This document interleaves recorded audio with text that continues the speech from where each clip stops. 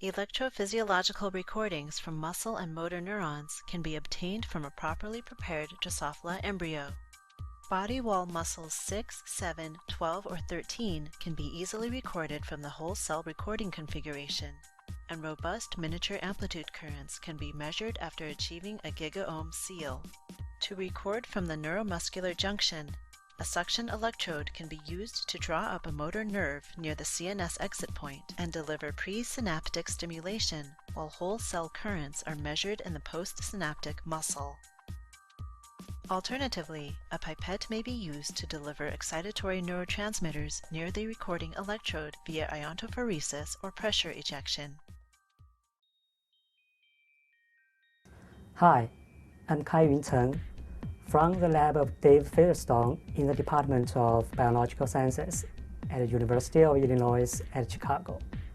Today, I will show you electrophysiologically recording the Drosophila late-stage embryonic neuromuscular junction and central neurons.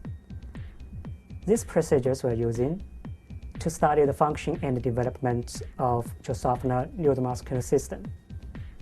These techniques were originally developed by Kendal Broadie, passed through down to David Featherstone, and then to me.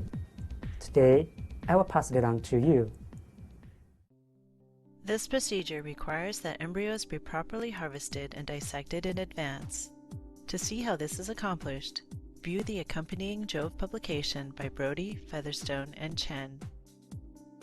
Electrophysiological recordings from Drosophila embryonic muscles and neurons utilizes standard whole cell patch clamping techniques. First,